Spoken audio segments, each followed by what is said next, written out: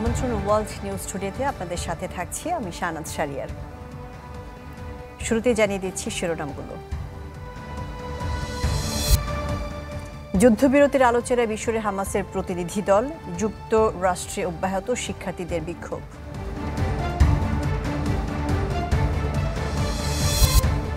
নির্বাচনী দৌড়ে বাইডেনের চেয়ে এগিয়ে ট্রাম্প, অনেক মার্কিনীর চোখে প্রেসিডেন্ট হিসেবে ব্যর্থ বাইডেন।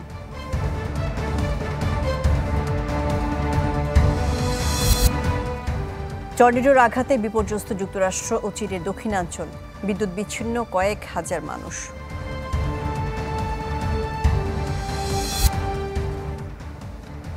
উত্তর এবং দক্ষিণ গাজায় রাতভর ইসরায়েলি হামলায় প্রাণ গেছে শিশুসহ ২৭ ফিলিস্তিনির।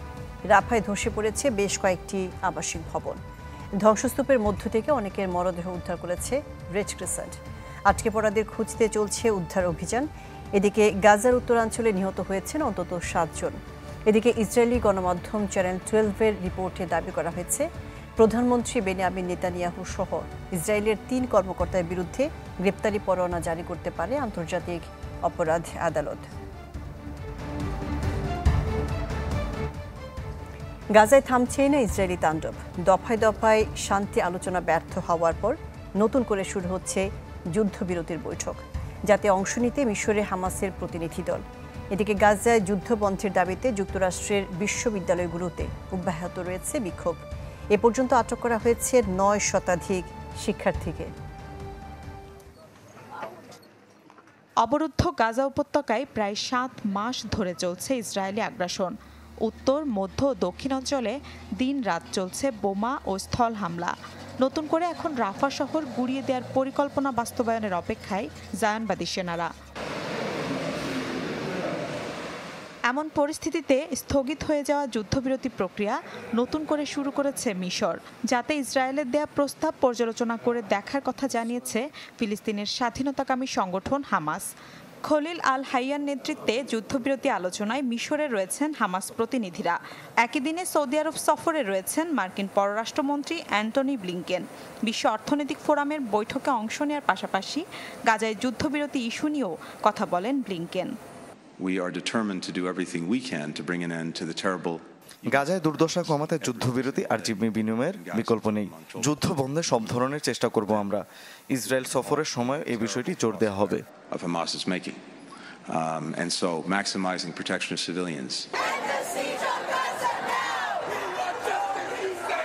এদিকে গ্রেপ্তার সহ নানা কঠোর পদক্ষেপ সত্ত্বেও যুক্তরাষ্ট্রের বিশ্ববিদ্যালয়গুলোতে থামানো যাচ্ছে না ইসরায়েল বিরোধী বিক্ষোভ।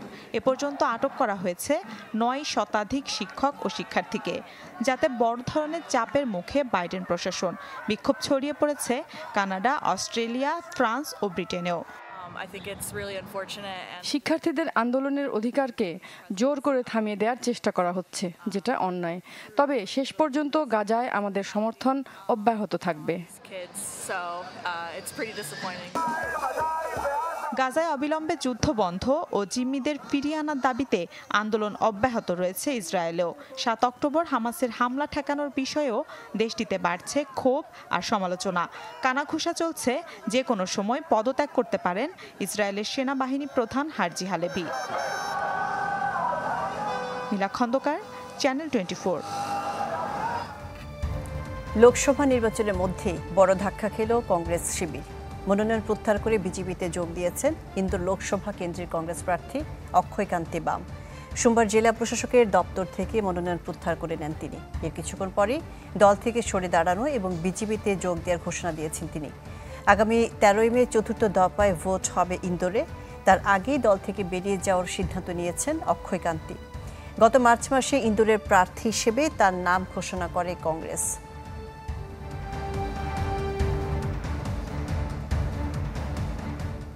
এ বিষয়ে বিস্তারিত জানাতে আমাদের সাথে যোগ দিচ্ছেন পশ্চিমবঙ্গ রাজ্য থেকে যুব কংগ্রেসের সাধারণ সম্পাদক এবং মুখপাত্র নীলাভ বন্দ্যোপাধ্যায়। জনাব নীলাভ বন্দ্যোপাধ্যায়, আপনাকে স্বাগত জানাচ্ছি। যেমনটি জানাচ্ছিলাম যে লোকসভা নির্বাচনের মধ্যে অক্ষয়কান্তি দলবদল করেছেন, তার এই দলবদল ভোটের মাঠে কি ধরনের প্রভাব পড়তে যাচ্ছে? না দেখুন, আজকে একটা কথা বলতে বাধ্য হচ্ছি, ভারতবর্ষের গণতন্ত্র কার্যত হত্যা হচ্ছে। আমরা আগে দেখতাম পঞ্চায়েত স্তরে বা পৌরসভা স্তরে এরকম বহু প্রার্থীকে দেখেছি মনোনয়ন প্রত্যাহার করে ভয় ভীতি প্রলোভনের কাছে তারা সরে গেছে। কিন্তু এই প্রথম দেখছি আমরা আমাদের সংসদীয় 75 বছরের ইতিহাসে যে যখন দাঁড়িয়ে একজন লোকসভার প্রার্থীকে প্রলোভন দিয়ে সরিয়ে নেওয়া হচ্ছে, এবং এর থেকে প্রমাণিত হচ্ছে যে বিজেপির দলটার আজকে পিঠ দেওয়ালে থেকে গেছে, যার কারণে তাদের আজকে এই ধরনের একদম ভিন্ন প্রথার মাধ্যম দিয়ে যেতে হচ্ছে নির্বাচনে জেতার জন্য, একদম ভিন্ন ব্যবস্থার মধ্যে যেতে হচ্ছে। যে আপনার কাছে যদি জানতে চাই যে এবারে নির্বাচনে কংগ্রেস মানে আপনারা কতটা শক্তিশালী, আপনাদের ব্যাপারে আপনারা কতটা আশাবাদী? দেখুন, আমরা শক্তিশালী হচ্ছি এবং আমরা জেতার সম্ভাবনা আছে বলেই তো বিজেপি এবং নরেন্দ্র মোদী আমাদের ভয় পাচ্ছেন। আর ভয় পাচ্ছেন বলেই তো একের পর এক আসনে, এর আগে গুজরাটে আপনারা দেখে জানতে পেরেছেন নিশ্চয়ই, বাংলাদেশের যারা দর্শক বন্ধু আছেন বা আপনারা যারা সংবাদ মাধ্যমের সঙ্গে যুক্ত তারাও নিশ্চয়ই আপনারা জানতে পেরেছেন যে সেখানেও কিভাবে প্রার্থীকে প্রত্যাহার করিয়ে নেওয়া হয়েছিল, পারচেস করিয়ে নেওয়া হয়েছিল। আজকে ঠিক ইন্দোরেও সেটা হলো। ঠিক সেই জায়গায় দাঁড়িয়ে আজকে বিজেপি যতই তাদের 400 পারের নাড়া তুলুক, যতই তারা বলুক 400 পার, 500 পার, 300 পার, কিন্তু আমরা ভারতীয় জনগণ, শুভবুদ্ধি সম্পন্ন গণতন্ত্রপ্রেমী জনগণ, স্বাধীনতা সংগ্রামের স্বাধীনতার দল জাতীয় কংগ্রেস, সেই জাতীয় কংগ্রেসের সঙ্গেই থাকবেন এবং এই আশা আমরা একদম পুরোপুরি রাখছি যে জাতীয় কংগ্রেসের নির্বাচনে জয়লাভ করবে। যে আরেকটি বিষয় জানতে চাচ্ছিলাম যে দল হিসেবে আপনাদেরকে সবাই চেনে জানে এবং এক ধরনের আভিজাত্য আছে, আপনারা সেই আভিজাত্য নিয়ে থাকবেন নাকি ভোটারদের টানার জন্য নির্বাচনে নতুন কৌশল, কোনো ধরনের কৌশল নিতে যাচ্ছেন? দেখুন, আমাদের আভিজাত্য, আমরা স্বাধীনতা সংগ্রাম করা দল। ভারতবর্ষের স্বাধীনতা সংগ্রামের মুক্তিযুদ্ধের দল হচ্ছে জাতীয় কংগ্রেস। ভারতবর্ষকে স্বাধীনতা দিয়েছে, মুক্তির পথ দিয়েছে। জি, সেই জায়গায় দাঁড়িয়ে আপনারা বাংলাদেশের মানুষও আমাদের ইতিহাস জানেন, অবগত আছেন নিশ্চয়ই। সেই জায়গায় দাঁড়িয়ে আমরা বলছি আমাদের আভিজাত্য, আমাদের ইতিহাস গৌরবময়, তাকে তো আমরা সাথে নেব। পাশাপাশি নির্বাচন জিততে গেলে যে রাজনৈতিক রণনীতি, ভোটের নীতিনির্দেশ নেব, কিন্তু সেখানে দাঁড়িয়ে আমরা এমন কোনো নক্কারজনক ঘটনা আমরা ঘটাতে পারবো না আমাদের ইতিহাসকে স্মরণ রেখে, যে যার জন্য আমাদের ইতিহাস কলঙ্কিত হবে, ভারতবর্ষের গণতন্ত্র কলঙ্কিত হবে, ভারতবর্ষের সংসদীয় ব্যবস্থা কলঙ্কিত হবে। সংসদীয় ব্যবস্থার মধ্যে থেকে, একদম নীতি আদর্শের মধ্যে থেকে যে নির্বাচনী রণকৌশল করা সম্ভব, যেভাবে প্রচার করা সম্ভব, যেভাবে ভোটারদের কাছে যাওয়া সম্ভব, সেভাবেই আমরা যাচ্ছি। এবং ভোটাররা, সাধারণ জনগণ, ভারতবর্ষের 100 কোটির কাছাকাছি মতদাতা, তারা আমাদেরকে গ্রহণ করছেন। এটা আমাদের কাছে একটা অন্তরের তৃপ্তি।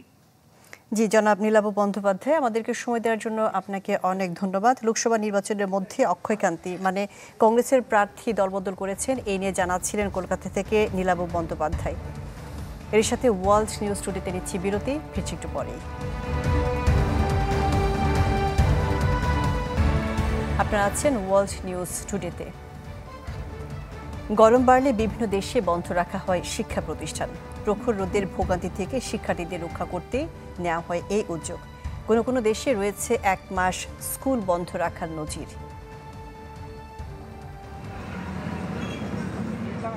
তাপমাত্রা বাড়লে সূর্যের খরতাপ থেকে বাঁচতে ঘরে থাকার পরামর্শ দেন বিশেষজ্ঞরা। তাই বিভিন্ন দেশে হিট অ্যালার্টের সময় বদল আনা হয় কর্মঘণ্টায়। তাপ সহনীয় মাত্রায় না আসা পর্যন্ত বন্ধ রাখা হয় শিক্ষা প্রতিষ্ঠান। 2019 সালে ভয়াবহ তাপপ্রবাহ দেখা দেয় অস্ট্রেলিয়াতে। তাপমাত্রার পারদ ছাড়াই 40 ডিগ্রির ঘর, বনের পর বন উজাড় হয় দাবানলে। সে সময় বিভিন্ন শহরে শিক্ষা প্রতিষ্ঠান বন্ধ করে দেয় স্থানীয় সরকার। নিউ সাউথ ওয়েলস ও ভিক্টোরিয়া অঞ্চলে 600 স্কুল বন্ধ রাখা হয় 3 থেকে 4 সপ্তাহ পর্যন্ত। একই বছর তীব্র গরমে পুড়ে ভারতও। রাজস্থান ও মহারাষ্ট্রে কয়েক দফা বাড়ানো হয় স্কুল বন্ধের মেয়াদ। মে ও জুন মাসে অঞ্চলভেদে প্রায় 2 থেকে 3 সপ্তাহ শিক্ষা প্রতিষ্ঠান বন্ধ রাখে বিজেপি প্রশাসন। 2021 সালে যুক্তরাষ্ট্রের বিভিন্ন অঙ্গরাজ্যে তাপমাত্রা ওঠে 43 ডিগ্রি সেলসিয়াসে। প্রচণ্ড গরমে অনেকে আক্রান্ত হন হিটস্ট্রোকে।